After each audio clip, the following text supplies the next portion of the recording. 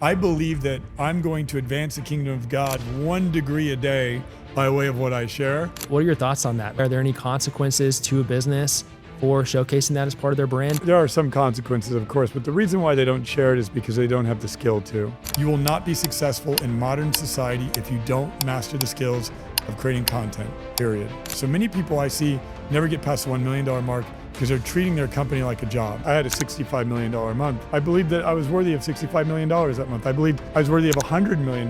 It's much more fun running a $100 million company than it is running a $10 million company. $10 million, you might be making a little bit of money. You got a whole lot of problems at 10 million. At 100 million, you have great, competent executives. You get to do meaningful work. You get to be in awe of the brilliance that you're surrounded by. What makes you really believe there is a God? Ryan, how much money do you make? Depending on the day of the month. Some days a lot, some days a little.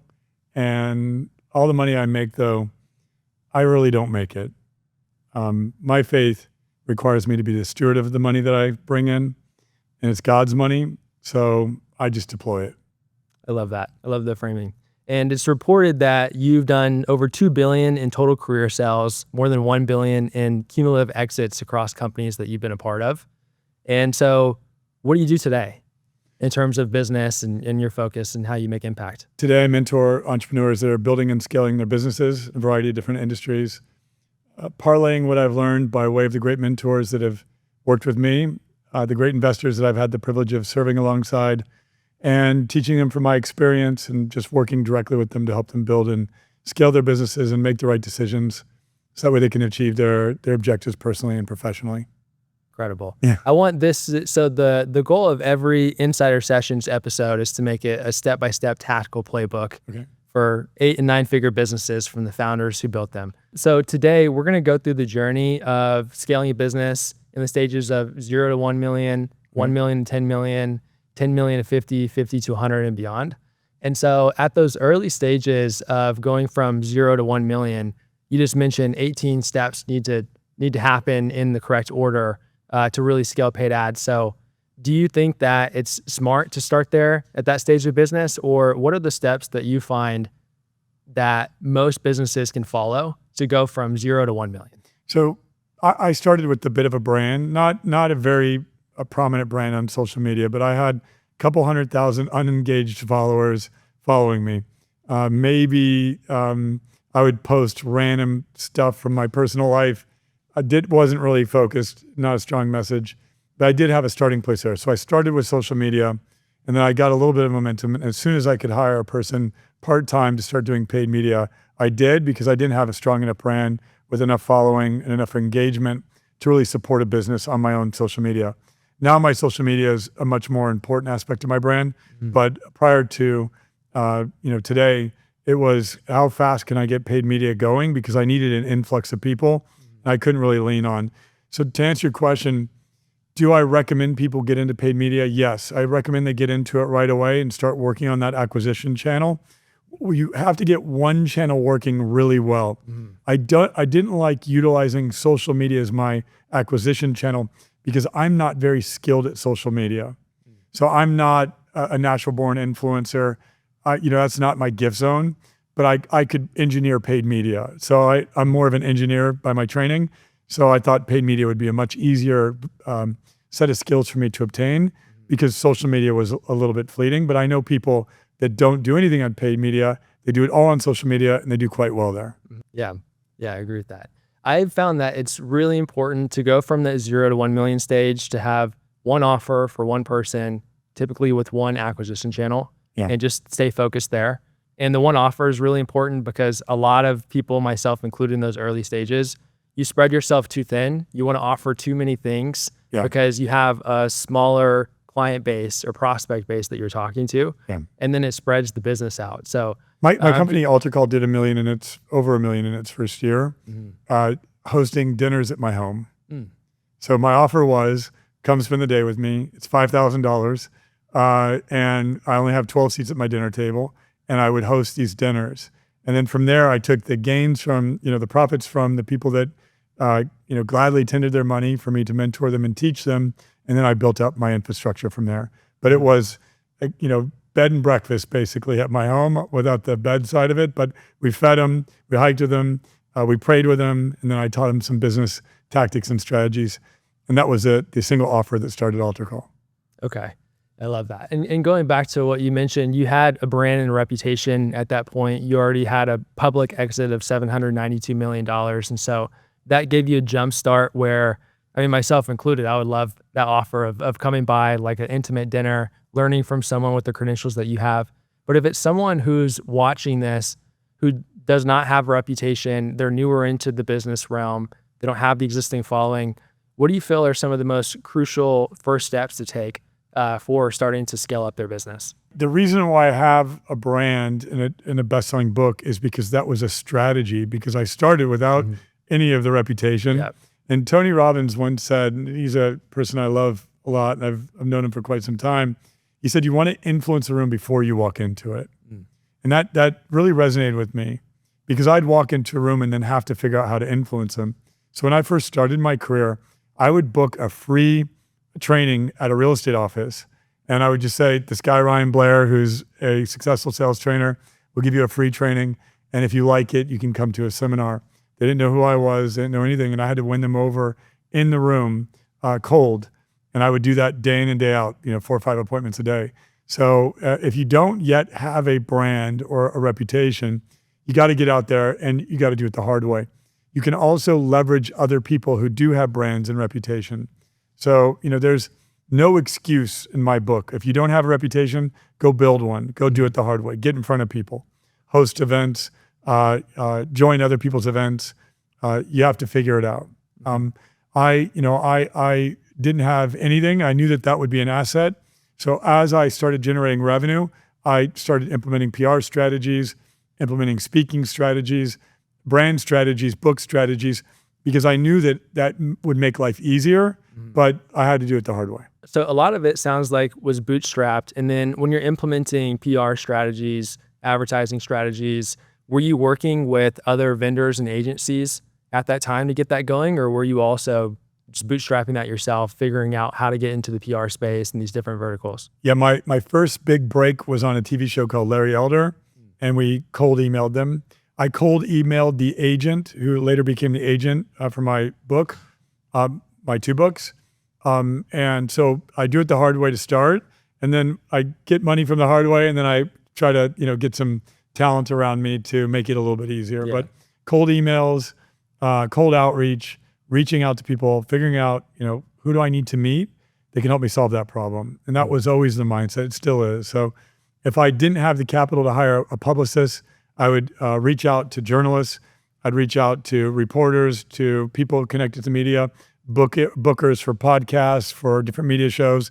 And I would just, run a process. Yeah, something a lot of people don't think about too is when you're reaching out to journalists and people who work for television networks, et cetera, their job is to give bookings. And so you're actually adding value to them by reaching out to them as well. Well, if you have a compelling offer or story to tell. Yeah. So what you just said, adding value, their job is to book, interesting people, right? Yeah. If you do all of the work for them to book you, they'll book you. Yeah. Most people are lazy and they don't do the work. So maybe I write up 5 or 6 hooks or 5 or 6 angles and give them the 5 or 6 articles to choose from, and they choose one of them and maybe they refine it a little bit and then they publish it. The more work that you're willing to do, the more likely you are to get the gig. So for example, for Larry Elder, there was a few tasks that they made me do to get on his national syndicated TV show on NBC. And I did the work, right? I wanted that. I wanted that more than anything. I practiced, I rehearsed, I prepared for my interviews. And then, when I got the opportunity, of course, it was a big step for me to build a brand.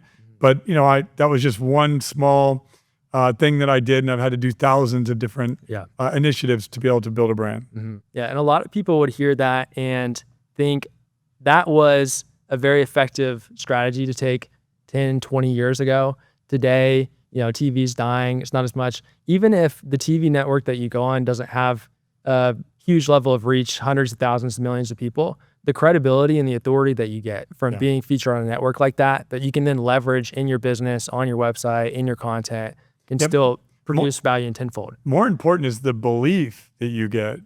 So no one knows who Larry, I mean, not a lot of people know who he is, but the fact that I was on national television put a new level of belief in me.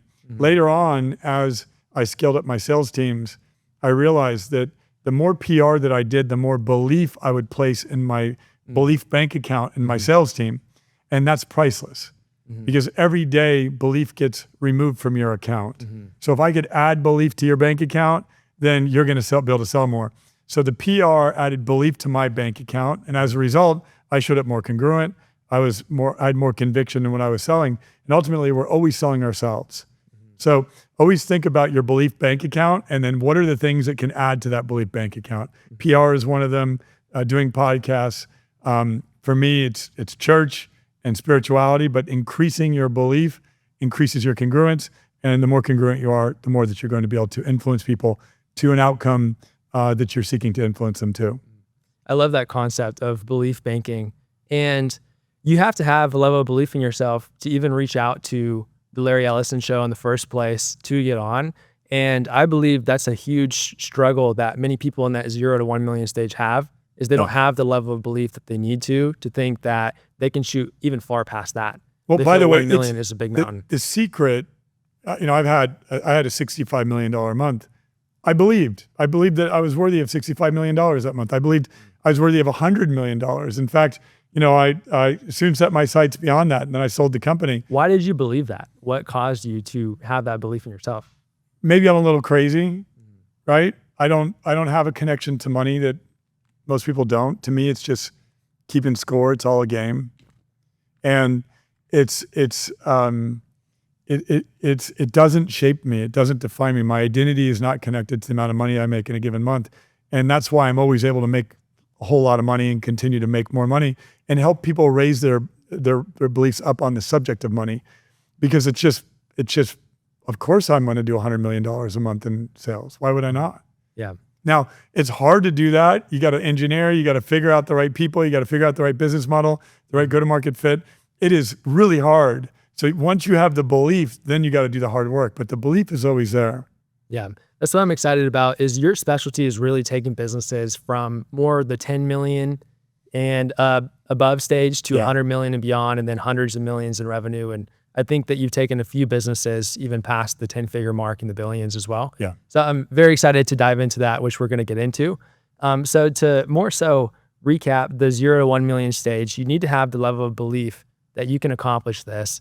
Have, one offer, one person, one channel, reach out. You mentioned cold email. I think that's one of the greatest tools for someone in that stage, because it's essentially free. Yeah, everything is free to go from 0 to 1 million for the most part. You need a voice, a phone, a calendar, and a social media account, and you can do $1 million in sales. Yeah. That's it. Yeah. Right? And most entrepreneurs, they think they need 1,000 things. And one of the principles I learned early on in entrepreneurship is that I have all that I need to achieve my goals. We get in this thing where I need this, I need that, and we think that it's outside of us, and it's not. You have everything that you need to hit your goals. And if you think about entrepreneurship, back in the day, they didn't have social media, and yet people still were able to achieve great success. They didn't have digital calendars. They didn't have an iPhone, a computer in their pocket with the ability to sit there and dial people. They didn't have free long distance. They had to do it the hard way. It is very easy to hit $1 million. You just need a phone, a voice, a calendar, and a social media account. I agree. The opportunity has never been easier than before with today of what's available. And that's another very common mistake I see business owners make in that stage, is they don't create content when they're from 0 to 1 million and feel that they don't have the time, nor does it make sense for them to do it at that stage yet, when I would argue that that's one of the most important pillars to start day one of creating content. What are your thoughts on that? Give me 90 days and I'll give you 100 million views. That's our most successful ad hook, and it's also true. We've generated over 100 million views in 1 month for Grant Cardone, Dr. Pompa, Hustle Phil, Greg O'Gallagher, Dropouts Podcast, and have generated tens of millions of views per month for dozens more brands like Prairie.com, Fashion Nova, Jay Shetty, and many more.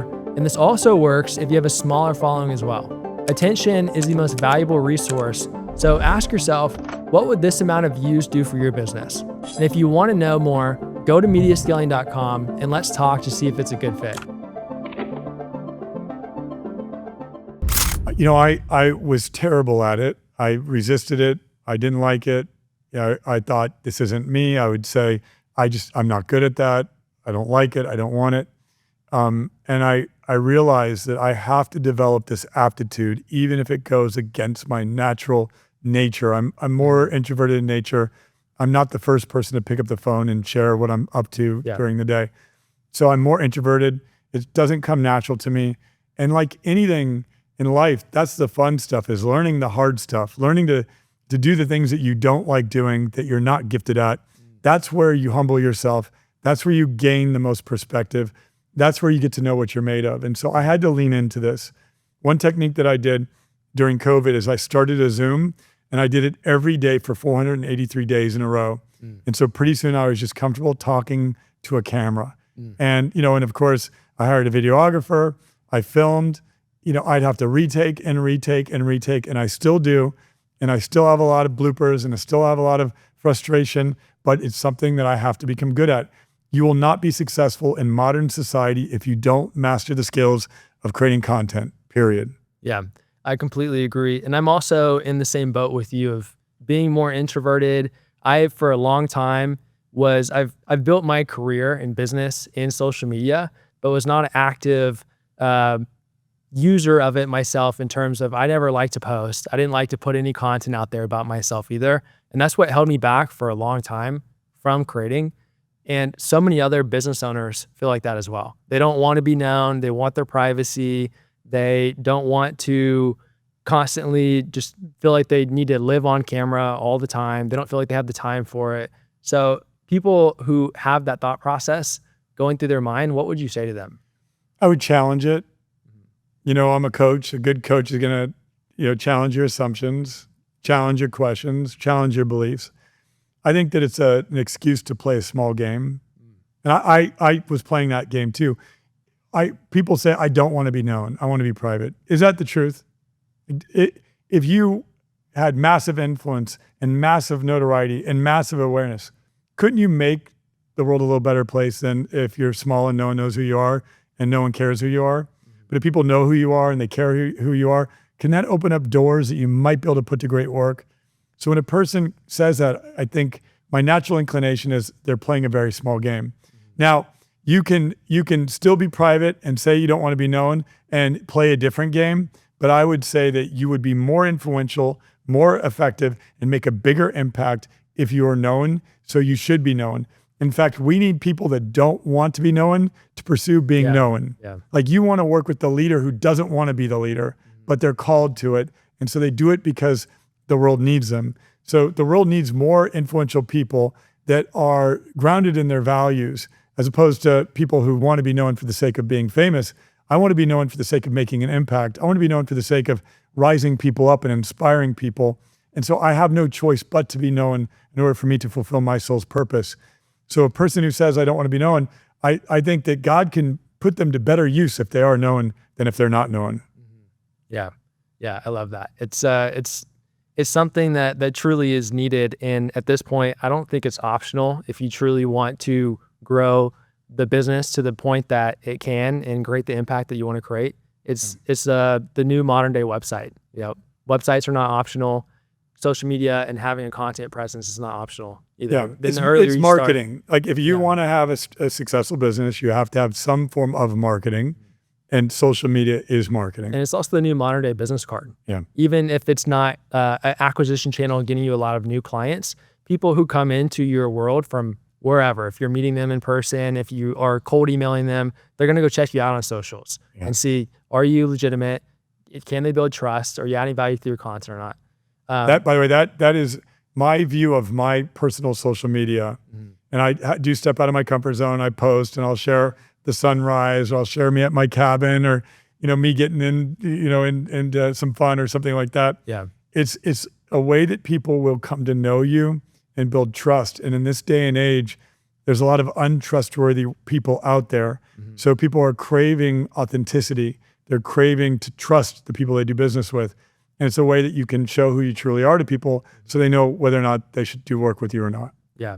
Yeah. And that goes back to what we started on with paid ads. Yeah. It is incredibly hard, I would say, nearly impossible today to successfully scale and profitably scale paid ads without a good organic content strategy backing it up because of trust and because of the credibility aspect. Every day, many people follow me for the first time that originate from my paid ads. So they see the ad, they're like, who's this guy? I'm not sure about him. I'm going to follow him and check him out for a little bit. They follow me. They kind of see what I'm up to. They see, what's going on in my life.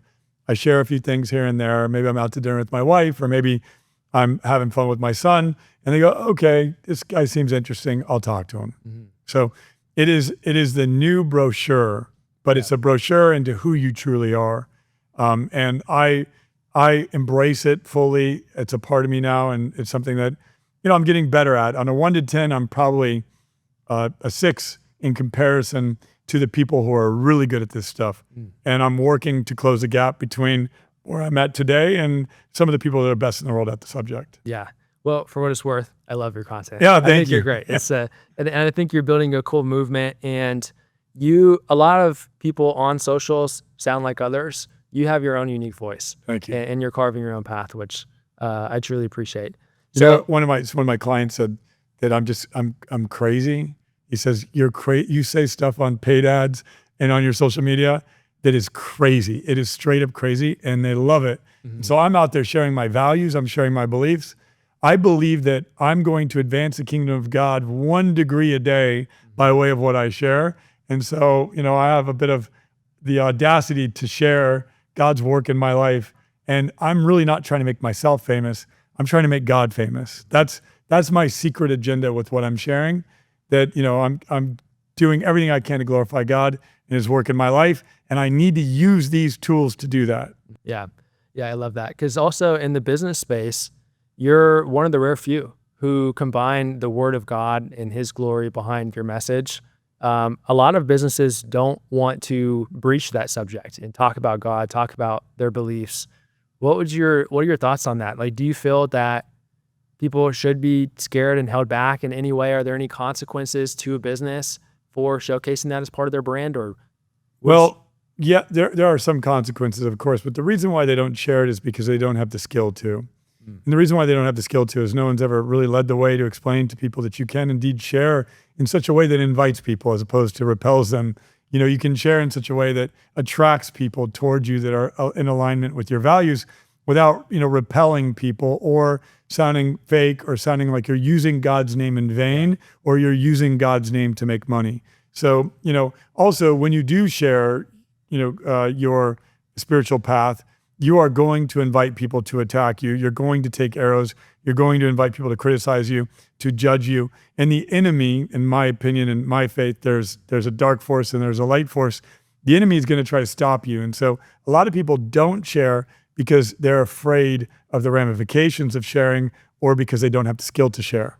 Yeah, it's, I'm more new to a revived faith with Christianity myself. And it's something to where I haven't studied it enough to where I feel like I stumble over my words a little bit when I start to speak on the subject. You're so eloquent and very concise and convicted in the words that you say behind it. Did that come from you just really embracing and studying, like reading the Bible and studying the scripture, or is that natural to you, or how did you develop that? Well, there's multiple gifts in spirituality, one of which is the gift for the word, to know the word, to be able to preach the word. I don't have that gift. Billy Graham has that gift. He can preach the word. He knows the word.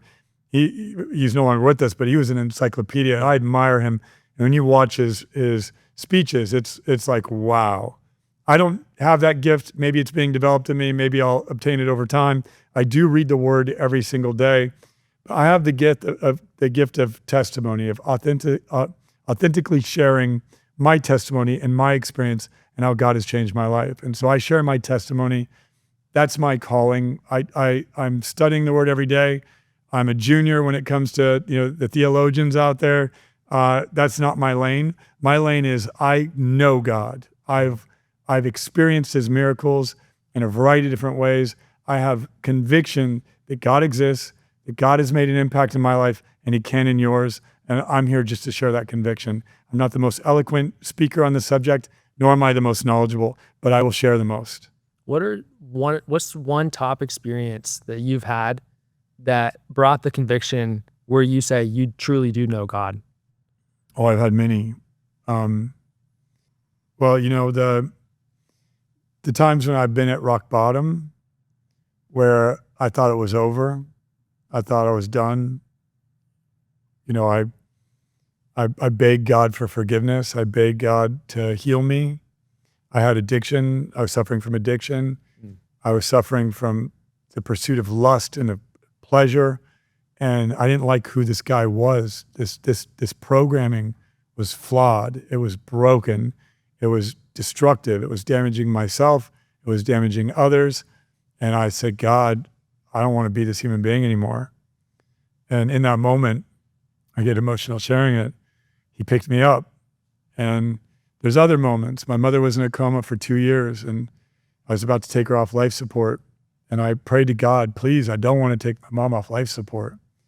And I told her, I said, if you want to live, you better show sign of it. And she woke up. And my son was suffering from autism, and I prayed to God to please help him heal. I wanted him to be functional and successful and to live a great life. And I took him through a baptism, and in that baptism, I saw his eyes change, and I saw healing come over him.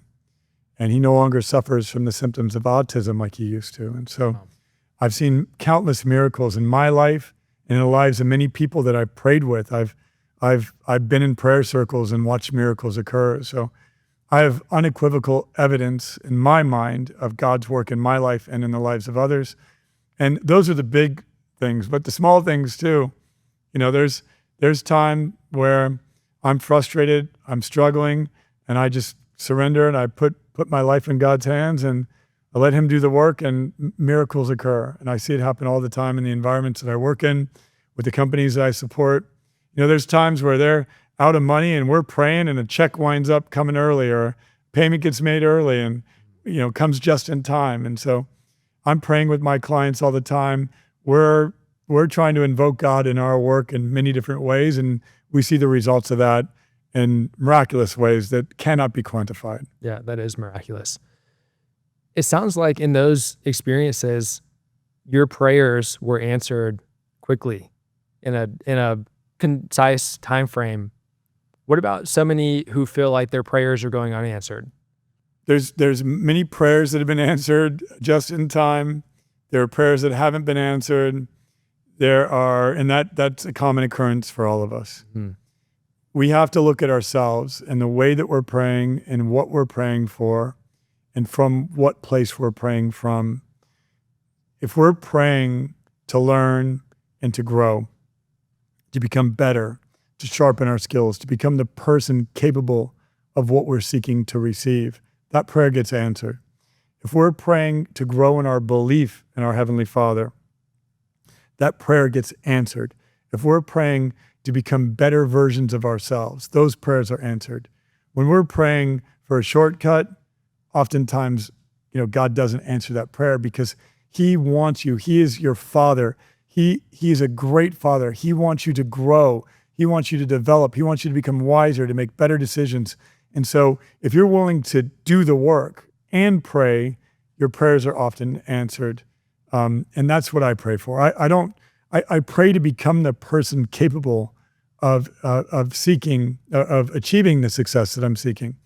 I don't pray for a shortcut. And a lot of people pray for a shortcut, but it's a method of connecting, and in that connection, and there's technique to it.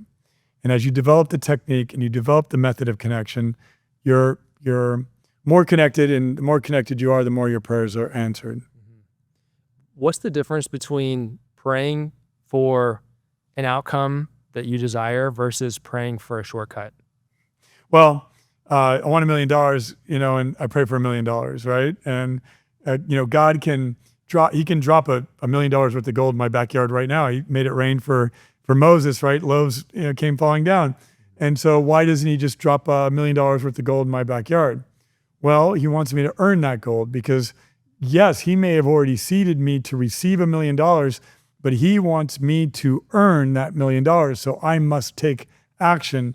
I must develop. And God sends me that $1 million through lessons, through people, through sharpening my discernment, through sharpening my skill, through activating new gifts and new capacities, through humbling me and reminding me that, that I am here to worship him and not money. And so if I do the work and I follow the lesson plan that God has in store for me, the $1 million comes and the prayer gets answered. But if I'm unwilling to do the work, or if I'm not aware of how the system works, then oftentimes it seems like the prayer goes unanswered, but it's not. God's just waiting for you to take the appropriate action. That's powerful. Because I do think that concept of what you're referring to as the shortcut is why so many people feel like their prayers do go unanswered, right? They're focused on the wrong spotlight. But you have to be as grateful for the unanswered prayer as you are for the answered prayer. The reason why, a lot of times, the reason why people don't get their prayers answered is because they're not grateful for the prayers that have already been answered. So if you're not grateful for what God has already given you, he's not going to give you more.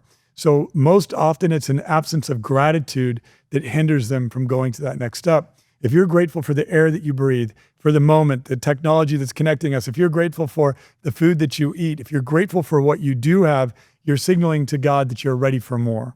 You're capable of more. But if you're not grateful for what you do have, then God's not going to give you more. And so there's many tricks that the enemy plays on us to stop us from getting our prayers answered. It's not God. Oftentimes it's that we're falling for one of these many tricks that hinder us from, getting our prayers answered. But it's often just a lack of gratitude that stops us. That's a really powerful framing behind gratitude that I haven't heard before. There's also been a very impactful visualization exercise that I've been doing more frequently over the last year, to where if you close your eyes and you picture that you are sitting in front of God and you give God your problems and you give him your guidance, because life and business can be incredibly stressful. Yeah. And I found that to be one of the most impactful techniques to relieve stress, of giving my problems to God, and even taking it further, visualizing it versus just thinking that in my mind, and having the faith that everything is going to work as it should be. Yeah. And when you combine that with what you mentioned earlier, the belief that you are someone who is more than capable to build a business to 10 million or 100 million, or even if it's not business, but it's just any realm in life of what lights you up and what you find successful, I think you're going to live with a lot more peace and more joy and follow a better path. Well, let's break down what you just described in your meditation, which is amazing that you've built this practice. One, you're holding it. So you're holding your challenges. Two, you're surrendering by giving it to God. You're actually surrendering your challenges. Three, you're inviting God into your challenges. You're inviting him into the deepest parts of you, even the parts of you that you don't think God wants to be a part of. This person's not working out well. Do I hire this person? Do I fire this person? Do I invest in this? Do I not invest in this? You're inviting God into every part of you. And in that invitation, God can do his work. And then the last item is you're developing your trust. And that's the thing. So we have fear, right? So what if I'm making a bad decision? What if my company doesn't work out to the degree that I need it to be able to pay payroll or provide for my family or take care of my kids? So we all have fear. But the antidote to fear is faith. And the way that you build your faith is through trusting in God. So you give God your problems, and you trust God will give you the clarity and the energy and the skills and the gifts necessary to solve those problems. I love that. So I want to take it back to, I feel we covered a lot of ground as well on the path of 0 to 1 million. So starting to get to that stage of going from 1 to 10 million, what do you feel the steps are, and some very frequent patterns that you see on that journey? Well, 1 to 10 million, you need to have more product market fit, meaning people have to want your product. There has to be a decent sized population and audience that needs your product. So we need to have more product market fit. And then we need to have systems and tools in place to be able to take on a much larger group of clients. So you need to start engineering systems and building systems. And then you also have to have a team. Yeah. You have to have some rudimentary leadership in place. It doesn't have to be a big team, but you have to have a team. At about the $10 million mark, you're leaning a lot more on your team than you on individually. And I think I even want to break it down further. 1 to 10 million is a big range. That's 1,000%. 1 to 3 million is really hard. And then at the $3 million mark, you could start to afford to pay some talent. You can invest in systems, and you realize that, that it no longer can rest on your shoulders. So from 3 to 10 million, it's team, it's systems, and it's product market fit, and it's getting into a much higher transactional environment, a higher transactional load. So you have to build your infrastructure to support that. And you have to have an effective business model to get to that $10 million mark. If you're not profit centric and you're not thinking about your cost of goods or thinking about your profitability or your different ratios within your business, $10 million is hard to achieve. You have to have a rudimentary financial acumen and discipline to get to 10 million as well. And so those are fundamental. I learned financial discipline early in my career by way of working with venture capitalists and private equity groups. And so, at Alter Call, I was able to get to 10 million very quickly because I had a very strong financial discipline in place that helped me get there. There's a lot to unpack there. Yeah. So I'm glad that I look at the stage of 1 to 3 million in business as the swamp of business, because a lot of business owners are very profitable up to around that 1 million mark because they don't really have a team, or maybe they hire a few VAs overseas, whatever the case. But a lot of it is dependent on their time. So they have higher profit margins. And if you're at $1 million per year, maybe you have 30, 40% profit margins, 300, 400,000 per year to work with. What keeps them stuck is not having the team. And so you get to a crossroads where you have to decide, are you going to sacrifice that profit short term to hire the people with the risk that it may not work out, and you lower your margins? And a lot of people don't make that leap of faith. Here's the issue that I have with that. Why would you want to make $300,000 in profit on $1 million a year, right? Like, you can't live on that. That's a job. You might as well just go get a job. You got all this stress. You got to carry all this burden, do all this work to make $300,000 a year. And they're usually working 80 hours a week. Yeah, right. You know what I mean? Like, why? So to me, when I started Alter Call, there was no profit at $1 million a year because there was nothing to talk about at $1 million a year. Yeah. Everything goes back in the company until you get to a place. Even at 10 million a year, everything goes back in the company until you're at $100 million a year. And then you can have some pretty significant profitability. But there's no way I want to take profits early because I can't live on $300,000 a year. And that's part of, so when you work in venture capital, we give people money to spend. We don't want them taking profits at $1 million, at 3 million, at 10 million, at 20 million. We want them investing everything in it so that they can get to that $100 million mark or beyond. And that's where the real profits start to kick in. And that's when it gets fun, when you're making 30 million in profit or 100 million in profit. But you're never going to get to 100 million in profit if you're taking 30% of your $1 million in income. That $300,000 should be invested in hiring a new team member, implementing new systems, experimenting more with paid media, ramping up your sales team. There's much better uses for $300,000, and so that's why raising money, using other people's money, or just doubling down and reinvesting in your business until you get it up there. So many people I see never get past the $1 million mark because they're treating their company like a job. Right.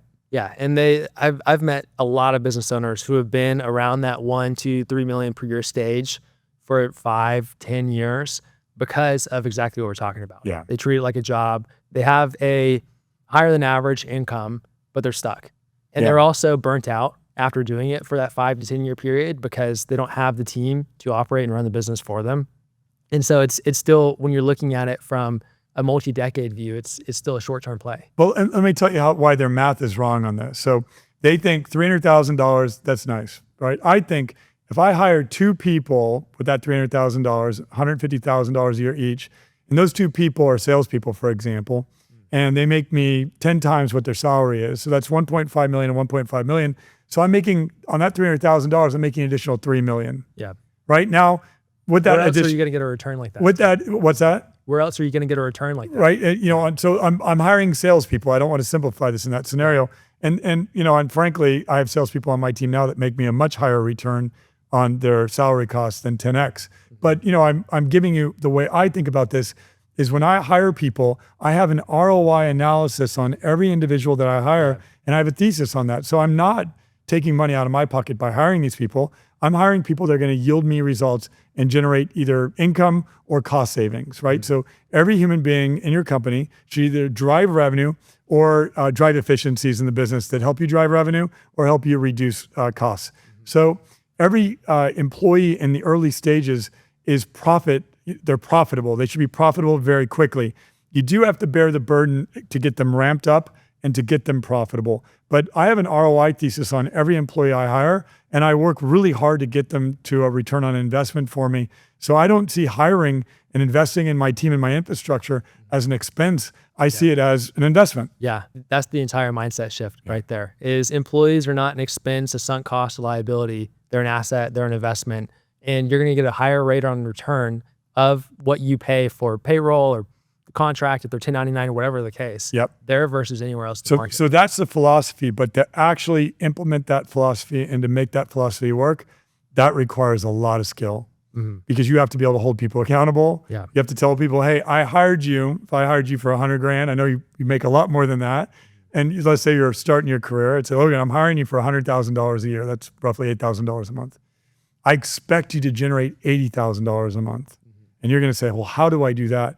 Now we're going to have to break down all of your workflows, your process. I'm going to have to call you every day. I'm going to have to hold you accountable. It might take you 6 months to make that $80,000 a month. I have to stick with my investment and not give up on my investment in you until you do. And then once you do, great. Now I go make that next hire.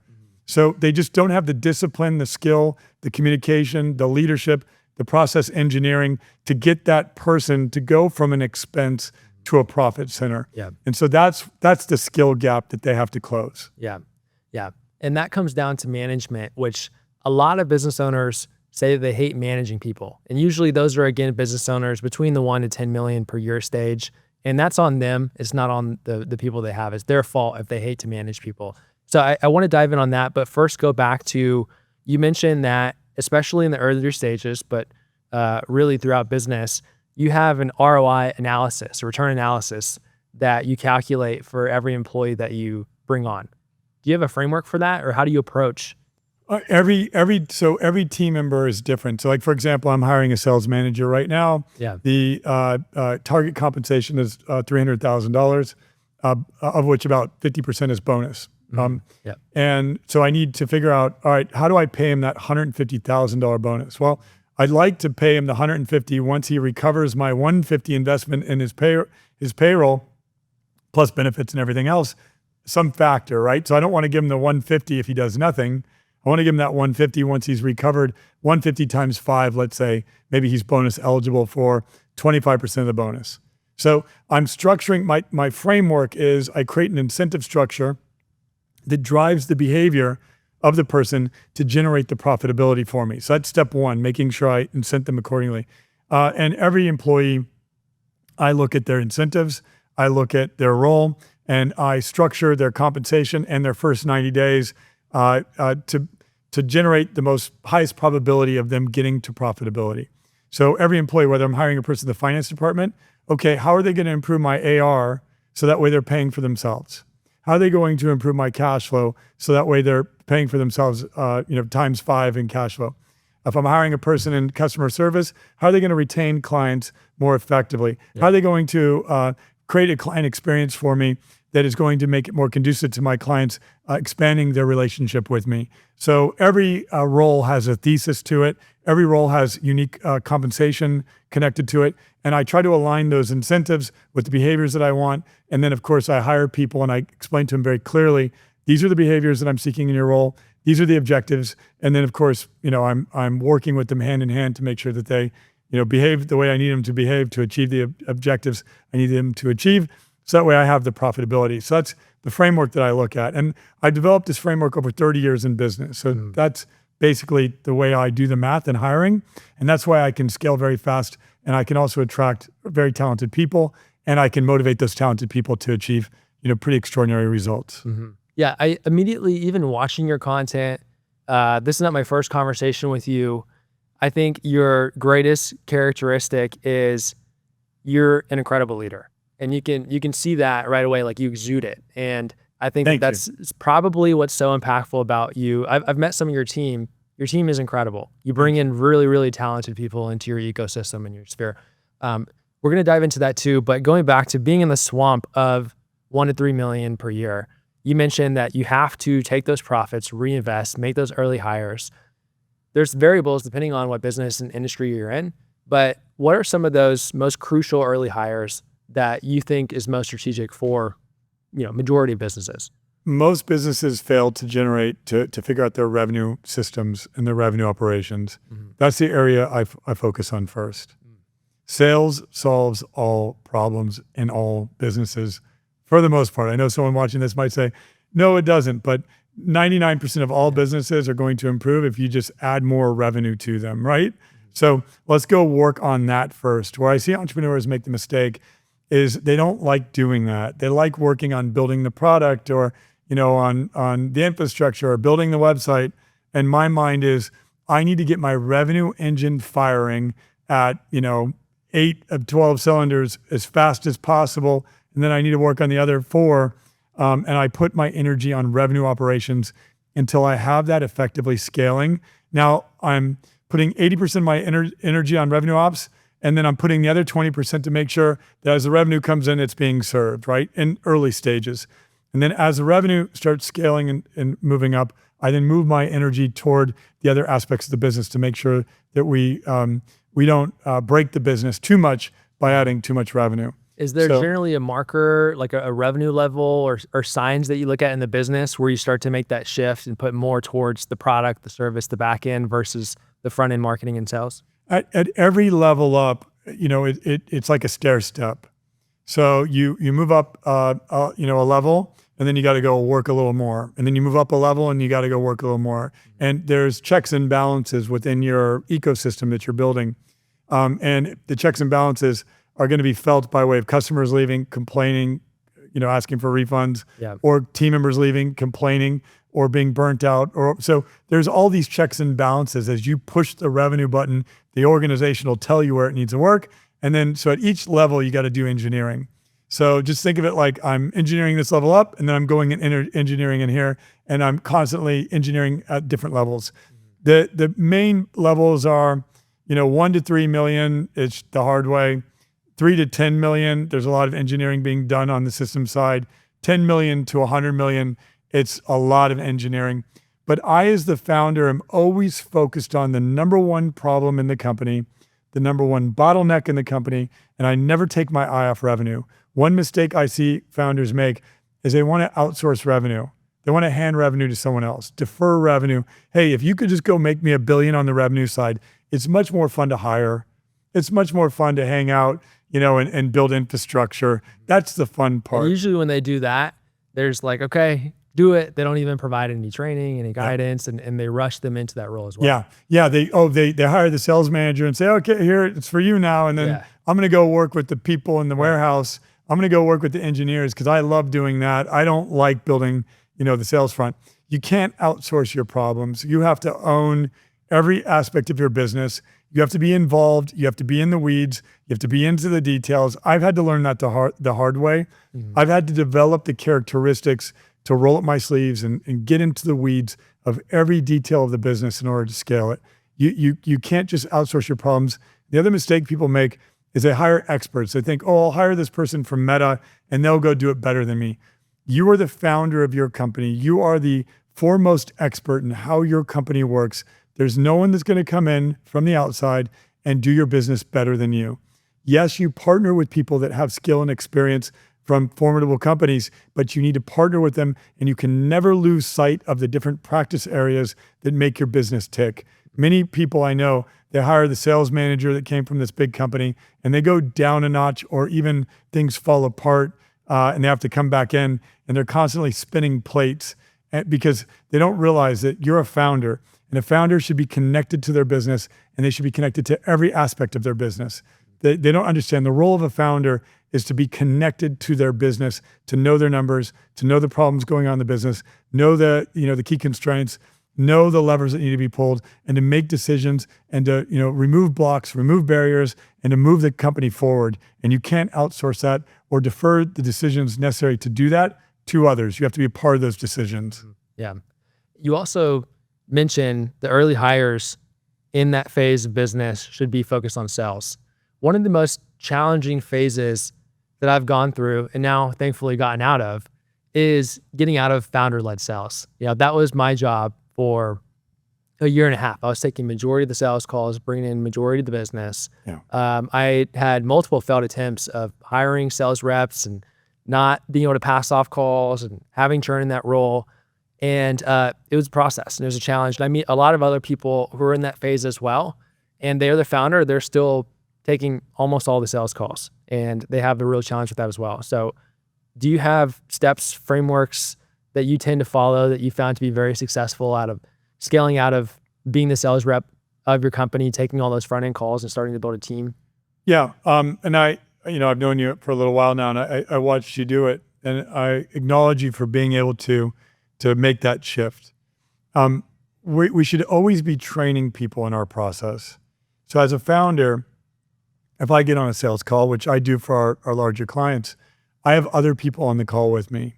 I'm never doing it alone. Yeah. I'm always doing it with other people. I'm always training them in the process, and I'm seeking to duplicate myself. Some processes are harder to duplicate and take a long time. It might take years to duplicate it, but you should always duplicate yourself. You should never do anything alone as a founder. You should always have someone with you. I mean, even getting on a flight, you shouldn't do it alone.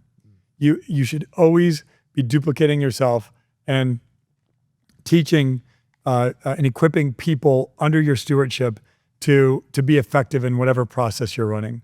And that's the mistake most founders make, is they do it alone. They should always have other people there, and they should be training people at all times. Yeah. Shadowing. It's I one of the most effective ways to train. I do very few things alone. And then now, because we're a Zoom environment, we're remote, we record everything and then we train on everything. So even if there's not another person on the call with me, because that might not be the most effective use of time, the call is recorded and the call is shared, and people are learning from the call. That was one of the biggest keys that allowed me to finally break out of the founder-led sales trap, if you will, is I had one of our top closers still with us today. He was shadowing me on sales calls for over 3 months.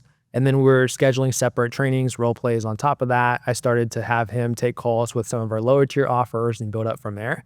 But it was a grind, and it was, we also had to pay him the comp for him to go through that phase as well, because we were making a mistake of trying to go very much so fully commission-based early stages. And then they wouldn't have the skill set, the training, the opportunities to make the money that they wanted to make in commission that first month, 2 months at that phase. And it caused more churn versus we started to finally pay out a base to go through that training phase. And I'll share with you the trap that you fell into there. And this is the one that we all fall into. And my first venture capitalist broke me out of this.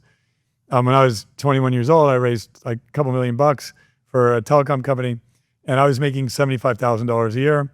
And my VCs insisted I hire a COO, and the COO was making $150,000.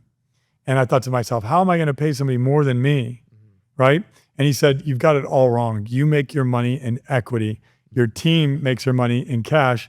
You should be paying people more than you. So most founders try to say, well, if I'm only making $10,000 a month, well, then I need to hire people making $2,000 a month, which is an employee-minded situation. You make your money in equity, right? You're not making your money. You should be paying people more than you. You should be paying people very great wages. So if you want to have a $100 million company, flash forward, your executive team, your inner circle is all going to be making somewhere between $300,000 and $1 million each. Say your top 5 people on your team, right? At 100 million, at 250 million, those people are going to be making $1 million to $1.5 million each. At 500 million to $1 billion, you might have your top 5 people all making, between 1.5 and $2.5 million each. Okay. You have to find a way to mentally get there before you're there. How do I recruit people worth $2.5 million a year to come work for me now? Yeah. How do I recruit people that command a $500,000 a year salary to come work for me now when I'm only doing, $500,000 a year. That's what I learned by working with, venture capitalists and prominent private equity people. If you share in the wealth, if you share in the equity, if you create incentive structures, you can recruit talent that can command $500,000 a year to come work in a company barely making $500,000 a year. Yeah. And that's the shift you have to make. Most founders, they're so, and I love them. I bootstrap my way multiple times over, and that they can't get it out of their head that I'm only making $100,000 a year. I can't afford a person that makes 500. It's like, no, I need to find a way to be able to afford a person that makes $500,000 a year right now, so that I quit making $100,000 a year and I start making $1 million a year. Yeah. And so you have to raise your perception around what you pay people, and you have to realize that great, talented people, they're in command in the marketplace. They can name their wage. Many people want them, so you have to figure out how to pay them. What would you say to, you mentioned focus on equity and be willing to pay people more. The value of a founder is the equity of your business. What do you say to founders who look at their business more as a cash flow center versus building to exit? Like they're not looking to sell the company or build for a big exit. Generally, that's going to be the crowd. Their business is bootstrapped. They didn't go and raise money through venture capital, or the private equity model is still usually rolling up businesses and having an exit. Yeah. So with the cash flow focused business owners, what would you say there? Is it a different approach or different mindset? Well, how much value is the employee going to make, and how much of that value are you willing to share with them for making it? Mm-hmm. If I came into your business and you're in the HVAC business, let's say, for example, right? And you're doing $10 million a year, and I come in and I say, I'm going to build a sales system and a marketing system. I'm going to have leads coming in, and we're going to go from $10 million a year to $100 million a year, $50 million in EBITDA, which is going to be worth one day at exit, $150 million, right? What's that worth to you? If I come in, take your $10 million business that you couldn't sell for pretty much anything today, maybe you get 5 for it, and I generate a 100x return. I take $5 million in equity value to $150 million in equity value. How much of that would you share with me? If I could come in and do it, I was the guy, I had the skill, I had the team, I had the know-how, and I could do it. How much of that would you be willing to share with me? Yeah. Look, I'm asking you the question, like, let's say you own that business. Well, that leads to another question that I was going to follow up with is, it can be easy to give away too much equity too early. Yep. And so before I answer your question. No, just tell me what it would be, and then we can talk about how we can de-risk it for you. Okay. In terms of taking the business from 5 million to 150 million. Yep. I would gladly give 10, 20%. If it was just that one person, that one hire. Let's just say for round numbers, I get 20%. So you're going to give me $30 million. Once you get that $150 million paycheck, I get 30 of it. Deal, right? That sound like a good deal? Yeah. So the vesting of the equity. So for round numbers, let's say we have, we have 100% of equity, and you own 70, I own 30. Mm-hmm. My 30% of vesting should happen as I'm tendering milestones on the way to that journey. Yeah. So you tie my vesting toward me meeting certain milestones. So I think in the scenario that we're describing, we're talking about going to 100 million in revenue. Yep. So at 30 million, I unlock 10% of the 30%, or 3%, right? Mm-hmm. And you can negotiate cliff vesting, monthly vesting, quarterly vesting, milestone vesting, right? You can negotiate these things. And a person like me, who is confident in my skills, is going to say, sure, I'll sign up for milestone vesting. I'll sign up for cliff vesting. I might have some contingencies that I want to make sure are in our agreement to ensure that you do your part, just like you're seeking me to do mine. But we can negotiate that. And a person who's capable of doing what they say they're going to do has no problem, creating that type of vesting schedule. Yeah. Now, a person who isn't sure that they're going to do what they're going to do is going to insist on having all 30% of equity vested fully upfront. Yeah. Run. Right. I'm pretty good at what I do. I wouldn't ask for that. I wouldn't even want all 30 if I didn't deliver you the result. Yeah. If I said I could get us to 100 and I only got us to 50, maybe I get 50% of the 30% that you and I negotiated. And that's a fair deal. And I might be very happy with that. I wouldn't want all 30. I wouldn't want you to give me more equity than I deserve. I would never want in our partnership for you to be resentful of what you've given me because I didn't produce what I was capable of producing. Right. Yeah. In your experience, because you've grown multiple companies past 100 million and beyond, and you've been an advisor to many more, is it one person who generally does that. If you're having a conversation, the example that you're using is one person, is telling you they could scale the business to this 150 million, and having a 30% vested equity conversation. You just gave away 30% of your pool. If that marker happens, are you looking at like spreading that out? And do you have a mindset of, okay, I'm willing to give away this chunk of equity, and I'm going to split that, and I'm going to save some of it for later stage in the business as we're more developed to give equity to more future hires and team members? Yeah.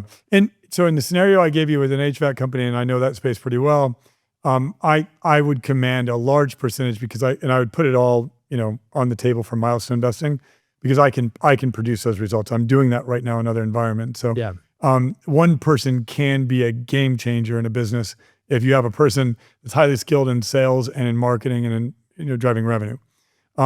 So certainly there are some people that command a substantial, upside potential. But in general, across the board, it's going to take more than one person. You need to have an equity pool set up for your top 3 to 5 key individuals. No more than 10 have to have significant vesting and a significant stake and value contribution. But somewhere between 3 and 10 people are what's going to get you to the mountaintop of $100 million or beyond. But it's not a whole lot of people. You should include others in the equity participation, but the significant allocations should go to those people who are going to drive tremendous results. If you think about, a company, it's generally going to have about 7 departments or 7 different practice areas. Some have 9, some have 4, but let's just say 7. So maybe at best at 100 or 200, you're going to have 7 people that deserve some significant portion of the upside and what you're going to build, and whether it be exit through dividends or exit through IPO or an exit through acquisition, you're going to want to have 7 people staked in general between 3 to 7. Got it. From a risk mitigation standpoint, because if you give someone a larger chunk of equity at very early stages and you're at 5 million, the goal is to grow it to 150 million and beyond. There's a large level of faith that goes into that. And so what if you reach a point with that person to where they are not pulling the levers fast enough to hit that marker, and you feel like, you gave away this big chunk and you want to bring on other strategic partners and team members to hit that 150 million milestone in the example. Yeah. But this person is not pulling his weight in the sense or her weight of what she promised, the expectations up front. Is at that stage, or are you just going to have to go back and have a hard renegotiation conversation, or how would you approach a scenario like that? So I help a lot of founders have those hard renegotiation conversations. Yeah. I prefer to preempt that with some sort of a buyback provision in the equity agreement, where there's some sort of agreed to buyout based on a multiple of EBITDA or a third party appraisal mechanism. So that way, the prenup is there just in case it doesn't work out. Partnerships fail for one of 3 reasons. 1, the partner isn't giving equal value. 2, they're not giving equal time. Or 3, they're not giving equal capital. There's some sort of equality issue that breaks up the partnership. So as long as we spell out what the contribution of each partner is to the partnership, and we have it pretty tight in our agreements that they are going to contribute that value, then if they don't, the divorce should be predetermined within the agreement of how that goes. So do they get a partial vesting? Is there a buyback provision that gets triggered, or do they have to walk away if they don't produce the value? Yeah. You can write good agreements, and that's what most people don't understand. They think, I don't want to give up equity. The reason why they have so much fear around it is because they don't have the skill to write good agreements. Yeah. So what you're telling me is work with a good business attorney and don't draft up a vested equity agreement with Claude. Most business attorneys are not very good at understanding this type of stuff because they've never been in the room. They haven't paid the price. They haven't paid the tuition to know what it's like when you have a person on your cap table that has a ton of equity and they're off on an island somewhere while you're working very hard. Yeah. I'll give you an interesting story. I was mentored by a guy named Paul Allen, the founder of Microsoft. Yep. And Paul Allen was co-founders with Bill Gates. Paul got sick a couple of years into Microsoft and left. And he had undilutable shares. And Paul is out there fighting his cancer. And then Bill takes the company to, hundreds of billions of dollars, and Paul never has to work a day in his life again. And Bill becomes resentful because of it, because Bill would prefer that equity go to people who are actively contributing to the value of the company. Yeah. And so I think that is the single instance of a founder getting equity that they should not have. And Paul was very savvy, and he made sure to protect his interests and fight back.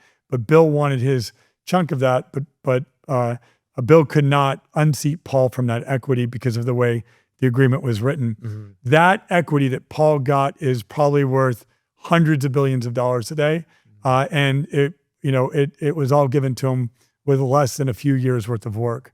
So that's the single incidence that we should all learn from, in making sure that we have vesting, we have buyback, we have other provisions to make sure that the people ringing the bell with you at the IPO are they're the people in the trenches with you are the ones ringing the bell, and they're the ones receiving the gain. You can also have capped earnings, where the equity caps out and it gets returned to the company after the co-founder earns a certain amount. There's plenty of different ways that you can structure it to ensure that you're never sitting back looking at a scenario that you're upset with, where you feel like you made a mistake. And there's plenty of different scenario building exercises that I do with founders that we then turn over to attorneys to document. Mm-hmm.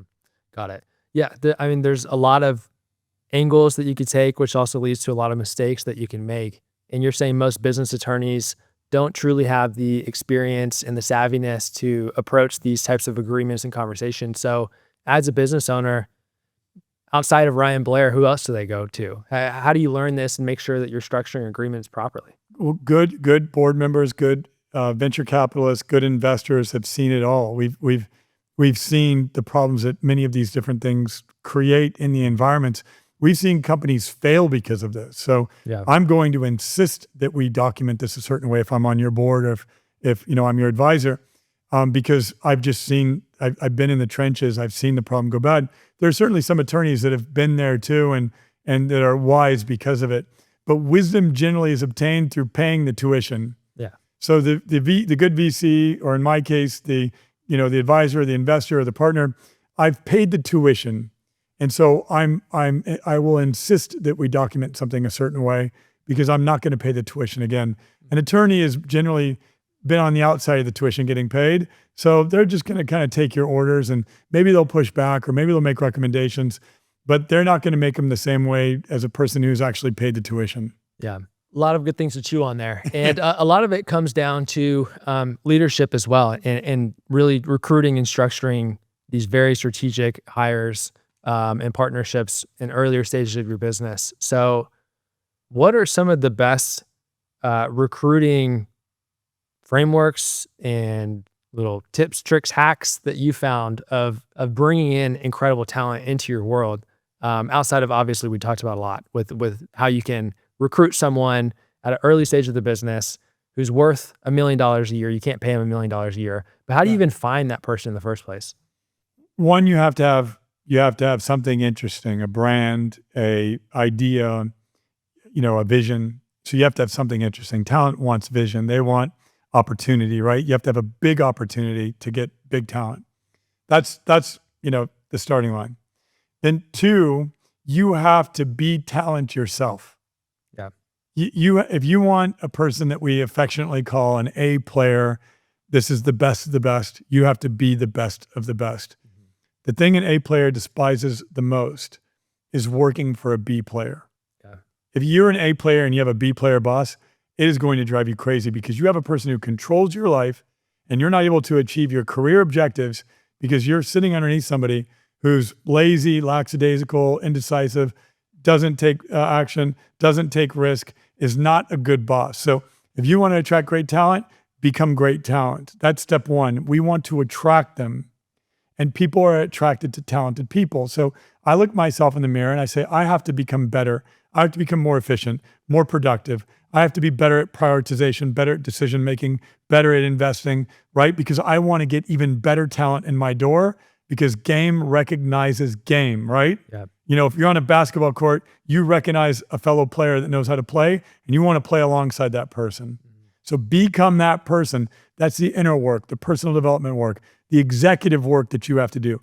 Being a CEO is being a chief executive officer, and people want to work with work with great executive officers, right? So Yeah. that's step one. Now let's talk about once you're really committed to that part of the journey, now you have to have a recruiting process. So I have a full-time recruiter. I'm always talking to talent. We're recruiting people. We also place ads. We're trying to attract people looking, but we're also looking for people that aren't looking. Right. And I see my recruiting operation as my greatest intel operation. I gain more insight into the best practices of other companies by way of recruiting talented people. And sometimes I'm recruiting them and it's clear that they're not the right person for my company, but I learn. Every interview I do, I learn something. So as a CEO, I'm always recruiting. It is the funnest thing that I get to do. I get to get on the calls with people. I get to learn about different personalities. I get to say no to people. I get to be very picky with who I work with. And most CEOs are not. They say yes to everyone and they pay a price for that. And then I get to take the risk and make the bet. Sometimes it works, sometimes it doesn't. My recruiting operation is foundational to what I do as a CEO. And it's something that I learned early in my career. Recruiting is everything. Yeah, it's such a good insight of how much you can learn from conducting interviews on new positions. And if you're tapping into a different industry or marketing vertical or whatever the case. Yeah. And I get to get more skilled at it every time I do an interview. Yeah. So people are like, oh, I have to do an interview with 10 people today. It's going to be such a tough day. Are you kidding me? You're going to become more skilled at interviewing people. You're going to become better at identifying what a person's true values are, where their skills are. Where might they be a little dishonest? Where might they be a little misleading? Where, where are they, performative? Who are they authentically? You can become a great interviewer and ultimately learn things about people and refine your skill. And you get to put the reps in through the interviewing process. So if you see it that way and you try to get better and better at interviewing, you'll become great at identifying talent. And then, of course, attracting great talent and getting that great talent to do great work with you. Yeah. You mentioned you have a full-time recruiter, which is essential of what we're talking about on the recruitment process, bringing in top talent. How early should you bring in a full-time recruiter in the revenue stages of your business? Well, I'm at 65 employees right now, scaling up to about 100 this year. Yeah. So I have a full-time recruiter right now because I'm actively looking for about 5 roles per month, 3 to 5 roles per month. So I'm talking to a lot of people. I don't always hire 5. Some months I hire 2. Some months I might hire 3, but I'm recruiting for 3 to 5 active roles per month. At about that, you're looking for a full-time recruiter. But we see a lot of people. Some recruiters will do 20 roles in a month. I'm not looking for volume hiring. I'm looking to talk to 10 great candidates per role that I hire. I want my team talking to 20, 30 people. I want my team interviewing the best of the best and then making hard decisions. I know my recruiting process is good if we're having a hard time choosing from between 2 or 3 people, right? That's when I've done a good job. Now, before then, you can get a fractional recruiter, and you can find somebody who's a fractional recruiter, pay them by the role. Don't pay these huge 25%, 50%, or 20, 25% fees. That's what almost all of them ask for. Yeah, they do. Go find somebody who is a private practice recruiter that only has a few clients, that'll do it by the role and do it retained. Because it takes time. I need to give my recruiter. What do you mean by that? Do it retained? Over 6 months, we're gonna hire these roles because I need to give my recruiter feedback with every interview. I need my recruiter on interviews with me.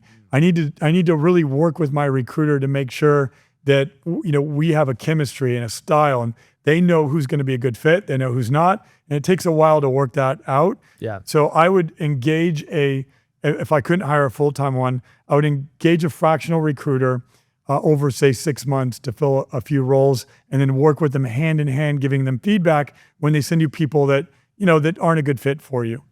I have to give even my recruiters to this day, I have to give them constant feedback, and I send them the interviews to review. And it's like, what do you think went wrong in this interview? What do you think you missed in putting this candidate on the calendar with me?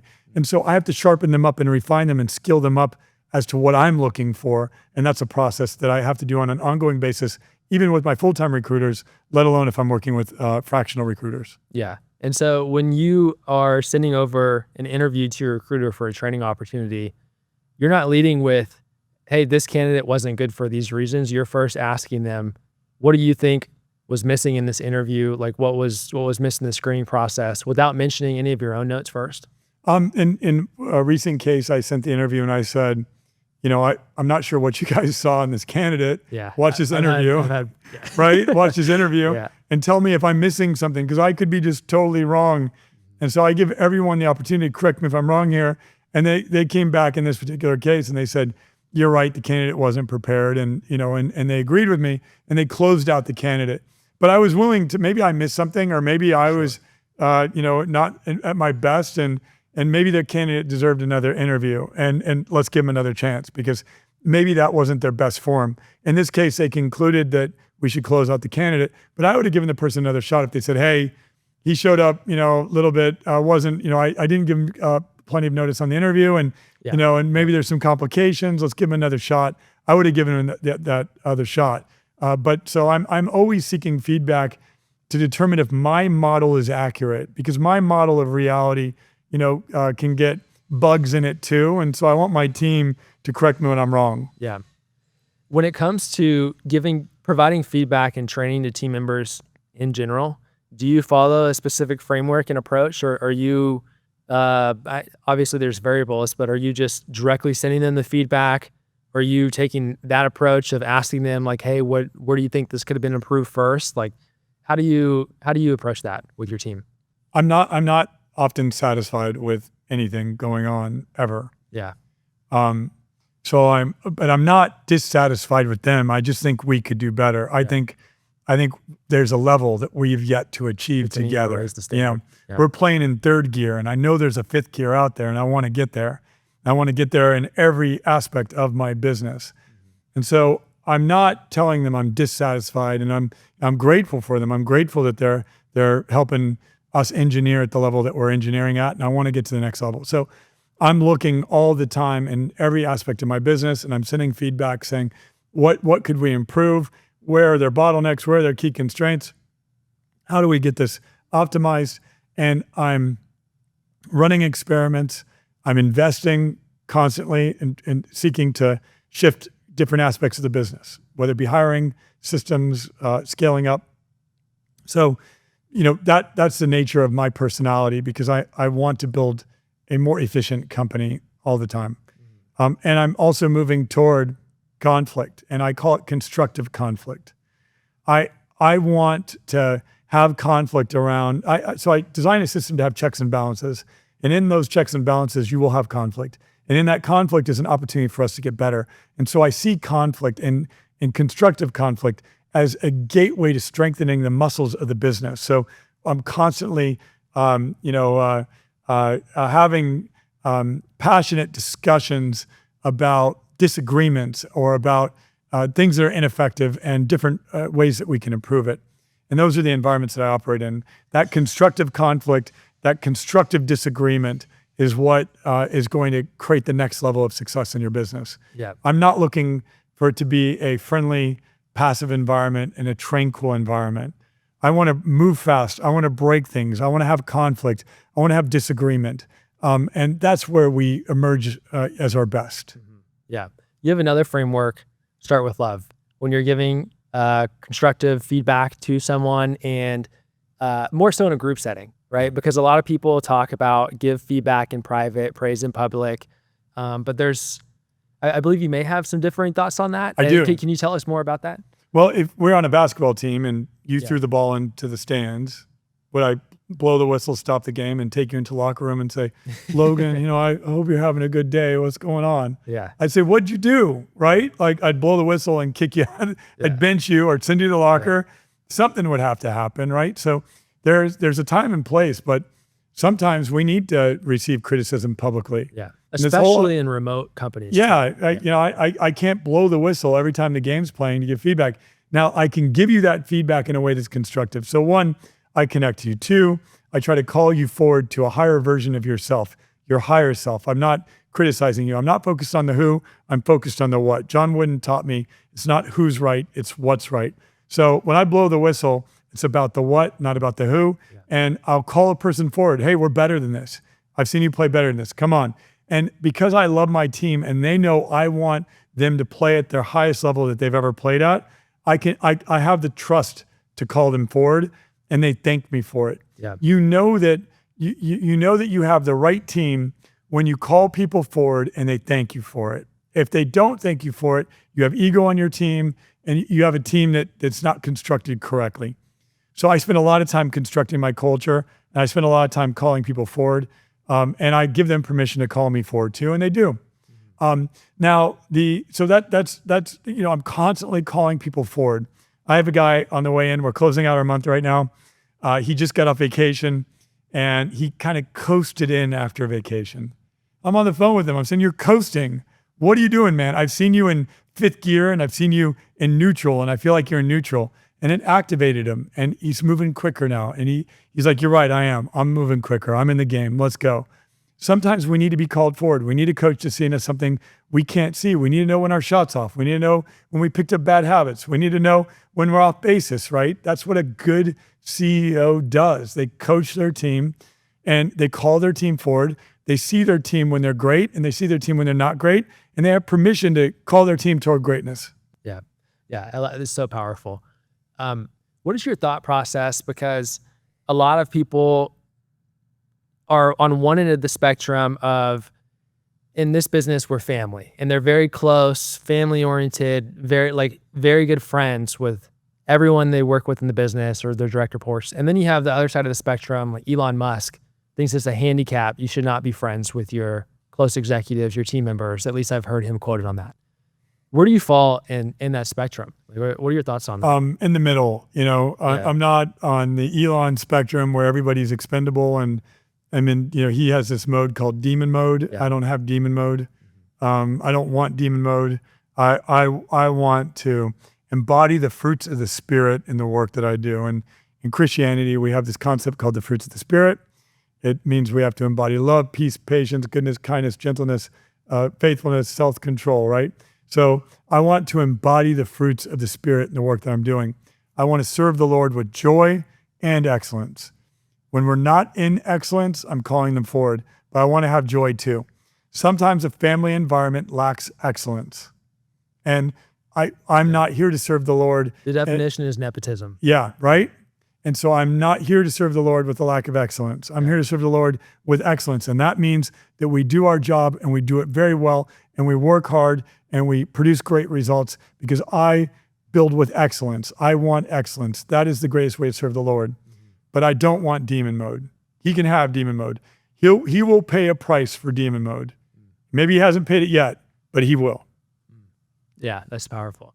And I agree. I've found it's good to be in the middle, to where you have a good cultivated relationship of trust with your team, especially the core members who have been there. You want the best for them and the company. But I've heard you use an analogy of a lot of people approach the business as we're a family here versus use the analogy of, no, we're a sports team and we're here to win the Super Bowl. We're here to win a championship. And the starting five may not be the final five in the championship game. And everyone needs to be aware of that. And at the end of the day, the championship is the target. Yeah. Well, the issue is we make these commitments like, this is a for life. We're going to be at this for life. Yeah. Life changes. I may change. You may change.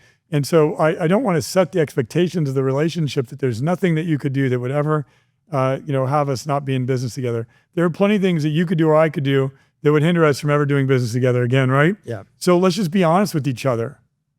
That people are just dishonest. Oh, we're a family, and I'll always call you a friend, provided you don't steal from me, cheat, betray me, but if you do those things, we're not family, right? And I'm not paying you to be my family. I don't pay for friends, and I don't pay for family members. Yeah. I pay for you to be a professional. Yeah. So outside of work, we'll always be cool as long as you honor the values that I live by and the values that I require to be in my circle. Inside of work, I have a different set of requirements to be in my circle than outside my work, right? Yep. So, here are the requirements to be in my circle inside my work. And for as long as you meet those requirements, we're good. But the moment that you fall out of those requirements, we're not good, right? And I'll give you time to correct. I'll let you know when you're falling out of requirements, when you're not meeting my expectations. I promise you'll hear from me. and we'll reset expectations frequently. If you breach my trust, you're going to hear from me, right? So, but I have certain requirements, and I pay people to be professionals, and I expect them to be professionals. I don't pay them to be my friend, and I don't pay them to be my family. Yeah, I love that. So we've talked about 1 to 10 million, and more so concising 1 to 3, 3 to 10. Reinvesting in your team. Don't look at that early stage as your income. Have the strategic partnerships. Focus on sales. Focus on marketing. Any other missing pieces there before we move on to the next journey? Pay people, hire great people, and pay them well, and incentivize them. Your company is the behavior that you tolerate, that you recognize, and that you reprimand, right? So what behaviors am I tolerating, recognizing, and reprimanding? That's a company. So all you have to do is have great behavior and have great people incentivized to produce great behavior, and you'll have a great company. Yeah. Yeah. Going back to the recruiter as well, whether you have someone full-time or fractional, even if we've had months where we've hired over 30 people in a month, and we've had others to where we hire a few, or we're optimizing the existing team. So we've had a need since early on of having a full-time recruiter. But another massive benefit that I've seen from that is not only new hires and growing the team and growing the company, but also replacing those who aren't pulling their weight. Because when someone doesn't have a strong recruitment arm in their business, they accept mediocrity because they're like, I'm so busy. I have to go and make another job post and do all these interviews myself. And a lot of time in earlier stage businesses, it's the founder who's making the job post, screening the candidates, doing the interviews, and that holds them back. I've made this mistake multiple times from firing and replacing someone who should have been replaced right away and end up staying on the team for 6 months, a year plus. What are your thoughts on, I just see that as one of the biggest, most common mistakes, especially in this phase of the 1 to 10 million range. The reason why I sleep well at night is I know that I have many options when it comes to talent. Yeah. If I didn't have any options, it's like negotiating with terrorists or being held hostage, right? You don't have options. So I have options. If somebody wants to leave, obviously I'll fight to keep them if they're good. If they're not good, I just get to replace them with someone better. So you're doing me a favor if you're leaving, versus if I don't have recruiting, or if it's a process that I start and stop all the time, then they have leverage over me. So for as long as I can recruit great, talented people, I can upskill, I can increase my talent density, and I can work with even better people if people leave. And to your point, yes, if somebody's failing to perform, I can have them replaced pretty quickly. And that gives me the security that I need as a founder to scale my company. It's a major strength of business. Yeah. The number one thing that I look for, I'm curious if you have more insight on this, is when it comes to should this person be replaced or not, is rate of progress. And they need to have an extremely fast rate of progress to where everyone's going to make mistakes, but if you see them improving at a rapid pace, they take feedback, they're not making the same mistakes again. And when you assign tasks, they're resourceful, they do a good job at it, then in my mind, they have a long-term position with us, versus if they're making repeated mistakes, you're not seeing progress at a fast rate, there's hand-holding on every step of the way, lack of resourcefulness. Do you have a better metric, or what are your thoughts on when to replace someone and what to look for of training versus this person needs to be replaced? Well, if I'm thinking about them a lot, like if they're an open loop in my life, and if they're a decision that I'm contemplating constantly, there's something going on there. There's an issue. I need to move toward that. I need to have a conversation with them. That's one. If I'm spending too much time thinking about this person, too much time having to deal with this person for the wrong reasons, not the right reasons, that's an indicator that there's something out of alignment there. That's one. Two, I ask myself, what's their desire level? Are they learning? Are they growing? As you said, rate of progress. What's their capacity? Can I give them more? I often share that I have 5 decisions when it relates to personnel in a company. Do I hire above them, meaning I have to hire their boss? Do I hire below them, meaning I'm going to reinforce and invest in their leadership? Do I hire beside them, meaning do I split their role because they're underwater and I need to split their role and duplicate expenses, which is not always a good thing? do I re-roll them, meaning I take them out of the role they're in and give them a new role, or do I let them go? So those are the 5 decisions I have to make at any given time with regard to my personnel. And I invite my team, I say, if you ever want to know where you're at within my 5 decisions, I'm happy to share with you. Am I thinking about hiring you a new boss because I've come to the decision that I can't work with you to the degree that I need to, and I can't grow you to the way that I'd like to, and you're not a person that I would allocate time to as a direct report? Or am I thinking about reinforcing your leadership and investing in you? The easiest thing for me to do is invest in you. I'd rather do that than hire a new person, split your role, re-roll you, or let you go. So, I want to invest in my team members, but you got to earn that investment. Yeah, I love that. Now I want to dive into 10 to 100 million. Obviously, huge gap there. Yeah. But we have limited time. Yeah. So if we're going to make it concise, like what are some of the biggest levers to pull for that journey? 10 to 100 million, you need a financial model. You need to be financially model driven. You're flying the plane from 0 to 10 million. You can fly it by sight. Yeah. You're looking out the window, clear day, easy to fly the plane. At $100 million, you're flying by instruments. Those are your KPIs, your dashboards, your processes, your financial model, your forecasting, your cash flow forecasting. I have a financial model where I can drop a variable in there. You said, Ryan, what if Alter Call is at $250 million this time next year? I could put 250 in there. I could tell you exactly how many people I'll have to hire in every aspect of my company to be able to generate that amount of revenue. And then I can look at the hiring plan in advance of when the hire is needed, because it kicks out the hires in advance because it takes us time to hire and to onboard. I also have my attrition model built in there. I have my stick rate built in there on my hiring plan. And I can tell you based on my current reality and model now, exactly who I'd have to hire and when in order for me to achieve that plan, including every unit economic, every key driver of the business is going to move up and the variables are going to move up. And then I can tell you, is that a reality that I could, I can live with? Is that growing too fast? Is that growing too slow? Obviously that would be very fast. So you're flying the plane on instruments to get to 100 million. And you got to learn how to, run, if you're using the pilot analogy, you got to get your commercial pilot's license to be able to fly that $100 million plane, right? Yep. So you really have to upskill. You have to become very competent. You have to surround yourself with very intelligent people in various practice areas, in finance and AI and IT, in recruiting. And those are just the fundamentals, sales, marketing, and so forth. And then as well as in the industry specific areas that you're serving, you need to have very competent people running each of those practice areas. Yeah. In my experience, that's a unanimous answer for everyone I've spoken to who has grown a business to multi-8 figures and beyond. You need clear data integrity and tracking. A lot of founders can, based on intuition, shoot from the hip and scale a business to 10 million, maybe up to 20 million. But at some point you hit a plateau and you don't know where your focus needs to go. Yeah. How do you, a challenge is first data integrity, making sure that the data that you have is accurate. And then second, actually executing and building out these dashboards.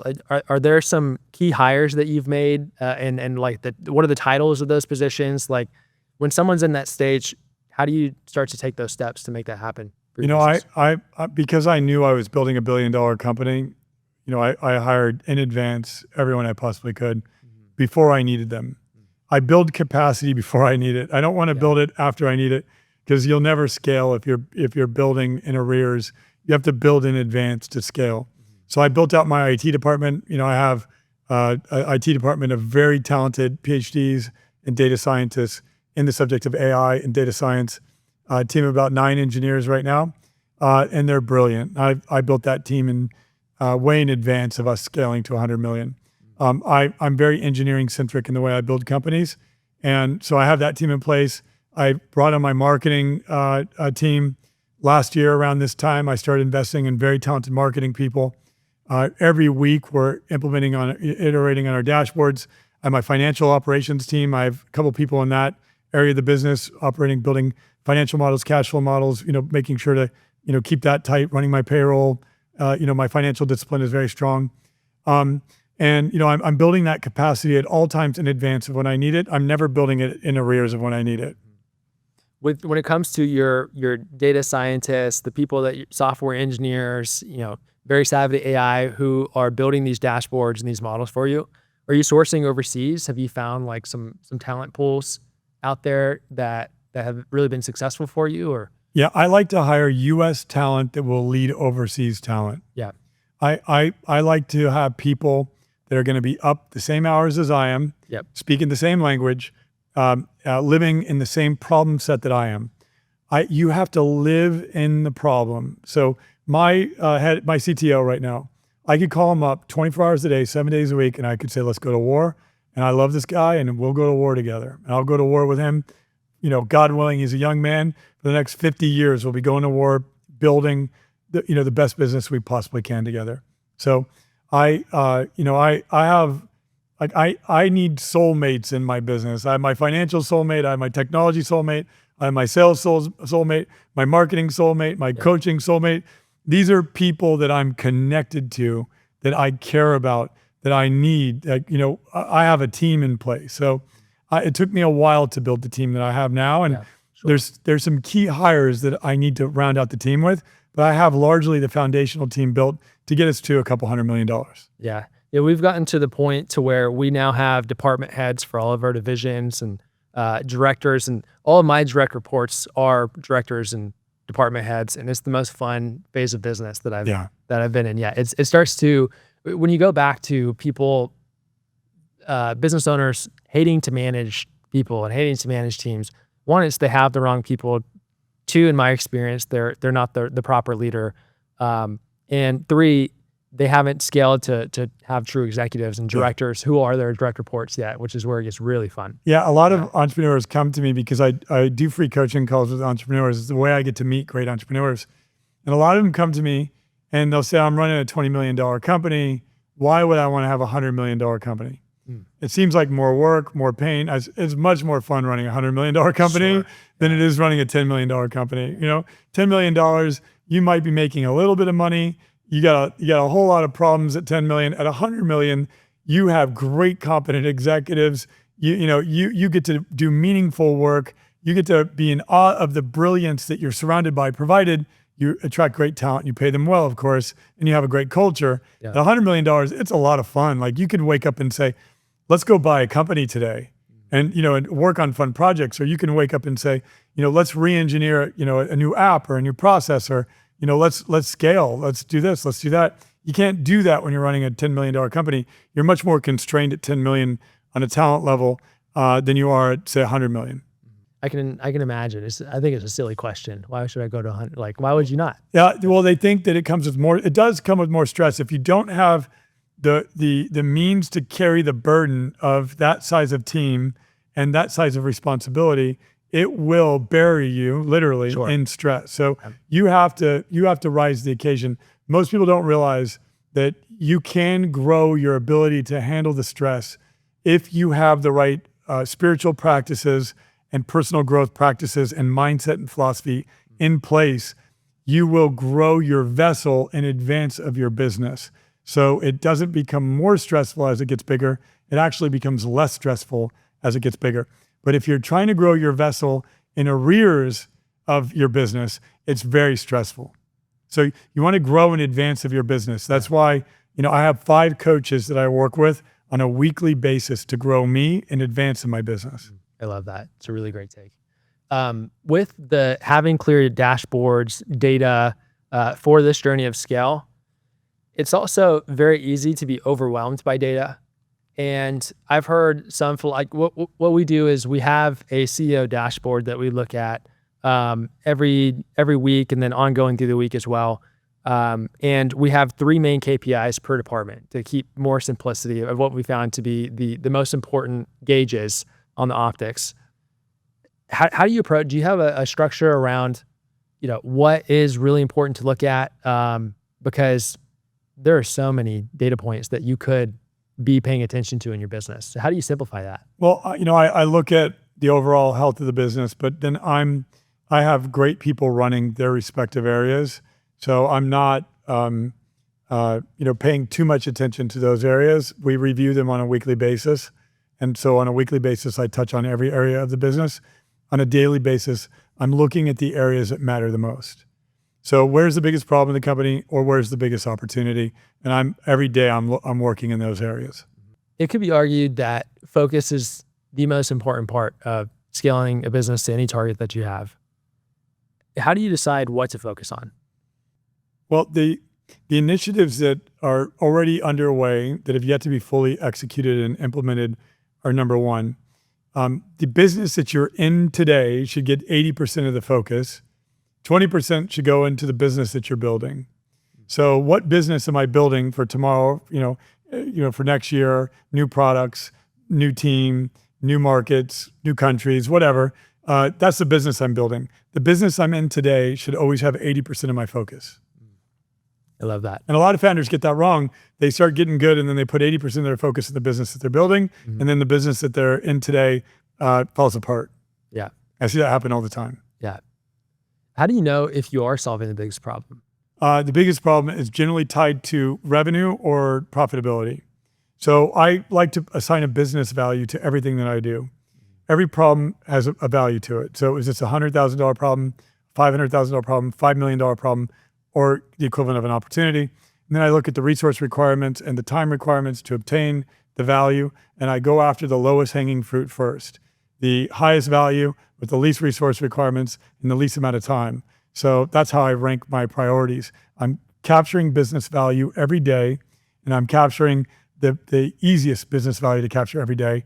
And then I'm working on the harder business value over long-term initiatives. But every day I'm going after the quickest wins. Yeah. So now we're going to transition into some two final segments, a little bit more rapid fire areas. First is going to be, we're going to go through a few questions based on some of your top performing content on socials. Okay. About topics of yours that people found really engaging. One would be, what are the top 3 habits that made you a multimillionaire? Faith, resilience. I mean, I don't know if those would be habits. Faith, competitiveness. I guess that's a habit. I want to win. I hate losing. I love winning. I don't like losing. I don't like knowing that I could have won the game and I didn't win the game. So faith, competitiveness, and of course, process, engineering. A business is an ecosystem. It is a series of incentives, and it's an economic system that you're building.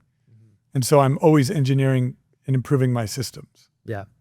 Another one you mentioned is financial discipline. Yeah, which is part of the system. Right. So my system is a financial system. It's an economic system, and then the discipline, and how I run that. But finance is the overall health metrics of the system. If you only had $100 and you wanted to turn it into $100,000, what would you invest that $100 into? Books. What kind of books?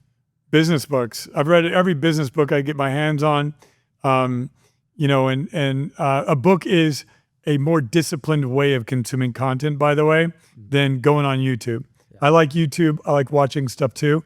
But when you actually buy a book and you read it and you take notes and you write up actions from it, it's a different process than audiobooks or YouTube videos. So I would buy books. Are you, you love to read? Are you an audiobook guy? Do you like to do both? How do you read? I love to read, but I read every day. These are all aptitude. So you have to have a reading aptitude. You have to have a listening aptitude and a watching aptitude. And you need to make sure you're working on all of your faculties. Human beings have unique faculties. And if you don't read, you lose the skill of reading. So, you have to continue doing that. And I do it every morning, first thing in the morning. Every morning, first thing in the morning. Do you have a set time that you like 30 minutes? I wake up prior to sunrise, read the Bible every single morning. Love that. Okay. What is spiritual warfare? What isn't spiritual warfare? Spiritual warfare is, there's a negative energy and there's a positive energy. And the negative energy is trying to stop you from receiving and sharing positive energy. And spiritual warfare is addiction, lust, greed, envy, comparison, jealousy. It is all the negative, lower vibrational energies. And then, the positive force is love, goodness, faithfulness, gentleness, peace, patience, kindness, the fruits of the Spirit. And so spiritual warfare is trying to get you out of the fruits. And so the enemy is going to try to stop you from receiving the fruits and from embodying the fruits and from sharing the fruits. And that's the spiritual warfare that we are all in. And the reason why I said what isn't is I'm under attack every day, as are you. All of us are. And the enemy is clever and he is tricky and he will knock you off your path. And we're all under attack at all times. I've gone a little further down the road. I've overcome some of my major vices, most all of them, but he still finds a way. He's very tricky. He still tries to find a way to get me doubting myself, doubting my faith, or, get me in greed or in ego or in comparison. And he's very tricky, especially in the material world and the modern world that we live in. What are the biggest and trickiest negative energies of spiritual warfare that most people don't realize? Well, the ones that they don't realize is the enemy will get you to pray for a prayer that has already been answered. If only I had a great team. If only I had a great company. We already have a great company. Yeah. So he'll get you stuck in a loop. It's a negative loop pattern, and the dark will pull you in. And the key is you have to shut it down or you have to turn it around. Shut it down, I just say, I'm not open for business. If he's got me doubting myself, not open for business. Yeah. Or I turn it around. I say, thank you, give the devil his due. I say, how do I take that negative and turn it positive? So if something comes my way that I can see the enemy's behind, I'm going to try to flip that negative into positive. And in doing so, I gain the skill and the character necessary to defeat that approach. He's going to find a new approach the next day. He's going to look for cracks in your armor all the time. And so I've just basically have to skillfully respond to each attack and gain the skill and the character so that I become immune from that attack. And then I move on and he tries to challenge the next level. Yeah. At every level, there's a new devil. As you ascend to the next level, you will have a new devil. When I have those minimizing thoughts, those fear-based thoughts come up, I minimize them myself and I'm like, that's a stupid thought, or like, that's impossible. And I just move on with my day. When I minimize it, it helps me move past it. I kind of laugh at the thought and then think better. Yeah, we all have a lower self and a higher self, and we all have a negative force that's trying to take us down. And we have to pay attention to when this is just the lower version of myself or when this is an actual attack. And we have to make sure that we don't let the dark pull us in. There's an opponent out there, and that opponent is trying to stop you from achieving your highest level of sharing and purpose and being activated in your God-given calling. And there's, and that's part of the system. They all are one system. That's what people don't understand. When God when Job went through all of the tribulation he went through, God and the devil were talking about Job, and God permitted the devil to test Job. And so it's one system. And so you have to realize that the dark and the light are all one system. And I have to know that both of them are part of it, and I'm going to be tested and challenged all the time. But in the test and in the challenge is a piece of light. God doesn't give you the challenge without giving you the care package to address the challenge. So if all of a sudden something crushes me, something happened the other day that knocked me down, knocked the wind out of me, in that challenge came the exact ingredients. The new energy, the new level, the new perspective comes with the package. All I have to do is extract the lesson, extract the wisdom, and extract the energy from it, and then learn the lesson from the negative part of it, and then move on. And every challenge is a blessing. It is not a curse. Yeah, I fully agree. Have you listened to the Founders Podcast? I have not. I'm familiar with it, but I haven't listened to it. It's incredible. The Founders Podcast he reads biographies and summarizes them in very concise but lesson-oriented ways, 45, 60-minute episodes of history's greatest founders and entrepreneurs, who many of them have built multi-billion-dollar companies throughout history. And one of the number one takeaways that I got from it is listening to the challenges that they had to persevere through. And it completely minimizes any challenges that I've dealt with yet. in many of those instances, and also understanding the growth that came by persevering through that challenge on the other end of it.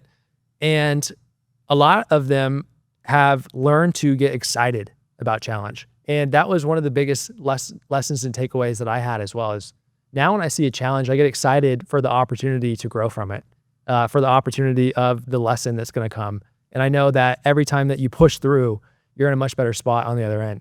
Yeah, and that it turns it into more of a game in a way. I gamify mine as well. I always say, let's dance. I'm going to dance with my challenges. Yeah. I greet the challenge as my friend. Winston Churchill has a quote, and that is, never let a good crisis go to waste. So every one of these things is an opportunity, as you just pointed out. But that is the mindset that you have to have, because they're coming your way. Yeah. Yeah. I've lived through the Great Recession. I've lived through COVID, of course, in business. There's going to be the next thing and the next thing and the next thing. Life is going to deal you hard blows. If you have the mindset to convert the negative into positive, you're going to do great in life. Yeah. Yeah. It's a guarantee. Yep. I love that. Okay. Next question. You have a teenage son. What is the most difficult thing and what is the best thing about raising a teenage son? Most difficult thing is I'm not cool anymore. We used to be, he used to look up to me. I was the hero. At what age did that start to show? About 16 years old, 15, 16 years old. Now at 17, I'm really not cool. I look forward to the day when dad becomes cool again. Yeah. Yeah. And then what's been the best thing about raising a teenage son? And I love my son. I get to know love in ways that I've never dreamed possible. I get to do it right. My dad didn't do it right. So I get to break the cycle and give him the love that I wish I would have received, and be the father to him that I wish I would have had. And I love him. He's my everything. And I have a daughter on the way. Yeah. She's due in August, and I can't wait to get to know what it's like to love a daughter. That's such a blessing. That's my goal. We just had a newborn son. I want a boy, girl, perfect world. God plans. Yeah, God willing. Well, I'll have many more kids. I still got a lot in me. That's exciting. I want to have as big a family as I possibly can have. And I had a near-death experience during COVID. I got really sick, and in that process, I realized if I had died right there, I have failed to achieve my soul's purpose. I want to leave a family behind, and I want to leave the wisdom that I've been so blessed to receive from my mentors into the hands of the people that I love the most, my family. Yeah. Yeah. We need more Ryan Blairs in the world too. God willing, I will be able, I'm duplicating many leader, and that's, ultimately I'm transferring everything I can to other leaders. I give people every piece of wisdom I have. My job is to hand it to you and to everyone I possibly can. So that's it. I'm trying to give it all away while I'm alive. Yeah. What makes you really believe there is a God? I've had interventions. I've had moments where God showed up. There was a time when I was a kid. I was in a gang. The cops raided this house. I crawled underneath the bed. Cops were walking around. They didn't look underneath the mattress. I was praying. Got out. I thought, wow, God saved me from that. Bunch of people went to jail. Met up with some friends afterward. One of my friends says, hey, let's get in the car. Let's go do a drive-by. A little voice says, you're not getting in that car. I didn't get in the car. All those guys go to jail. There's plenty of time where I was about to make a life or death decision, and God intervened. And it's happened many times in my life. So I have a very close relationship with God. He has saved me when I thought I was unsavable. And I owe my life to God. I have, I wouldn't be alive without him. Yeah. There's a lot of stories like that through history where I believe those are the precipice points that have created some of the greatest leaders in history, some of God's greatest servants. I'm watching a documentary about George Washington on Netflix right now. And when the U.S. was still British colonies, this was in the 1750s, he was leading one of his first troops of about 1,000 British soldiers. They came in contact with the French. They were ambushed, and it was a massacre. The French massacred the British. A lot of death.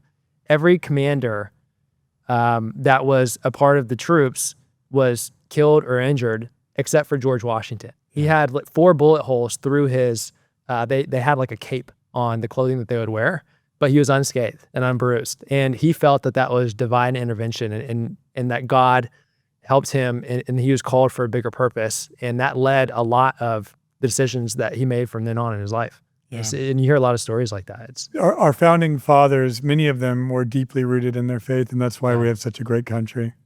I'm a patriot.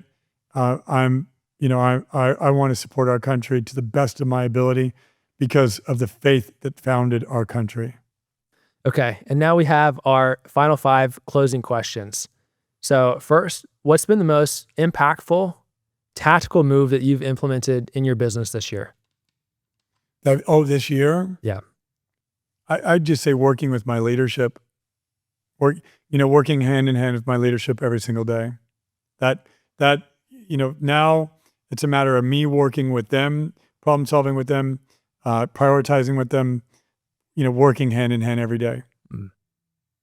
It's a good reminder that so much of it is in the repetition and keeping focus on the North Star, because entrepreneurs love the shiny objects, love the new versus doing more and better.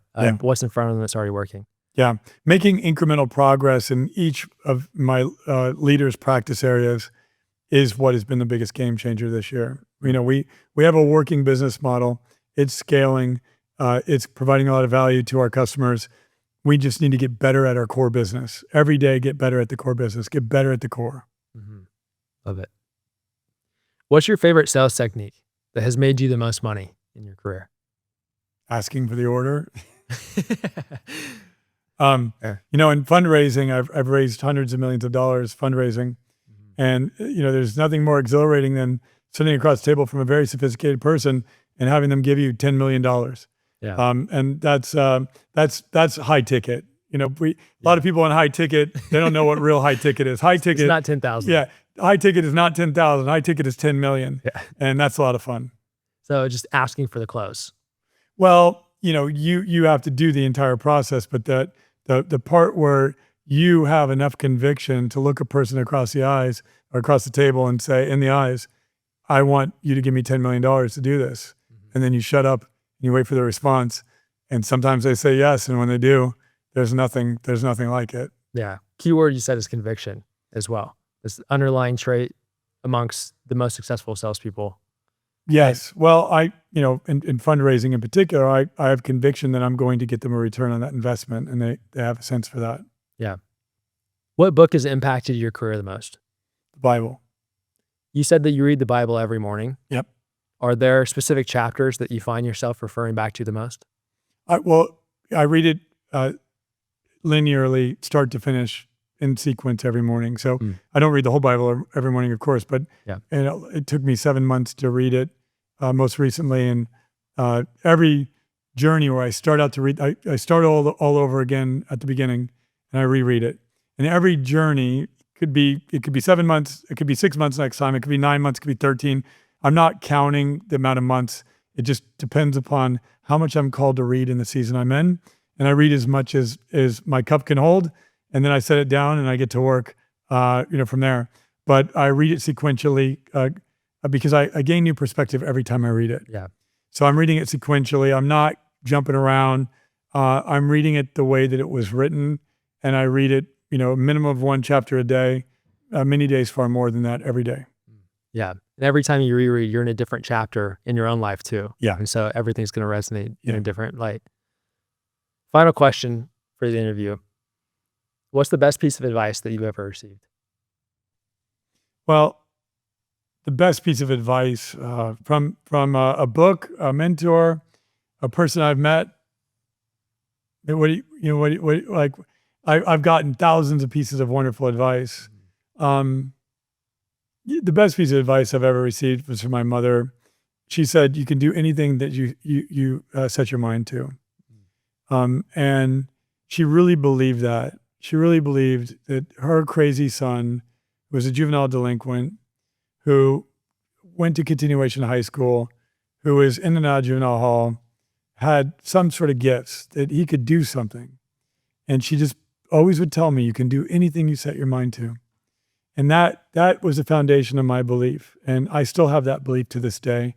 And my mother gave me that piece of advice. And so that would be the best singular piece of advice that was ever given to me. Ryan, you're incredible. Your words are powerful. Your wisdom, I believe, is going to impact generations between the leaders that you're developing as well. Thank you. So I appreciate you coming on the show. And where can people find you? Where can they learn more from you? You go to altercall.com, ALTERCALL.com, or if you want to have a personal connection, find me on Instagram. I'm at Real Ryan Blair on Instagram. And if you DM me, we can connect there too. Incredible. Check them out. Thanks so much, Ryan, for coming on the show. Thank you, Logan. It was an honor and I loved it. Awesome. Thank you. If you got value from this interview, it would be a huge support if you subscribe to the channel to also make sure that you're tapped in for the future interviews coming out soon. Let's grow together, and I'll see you in the next one.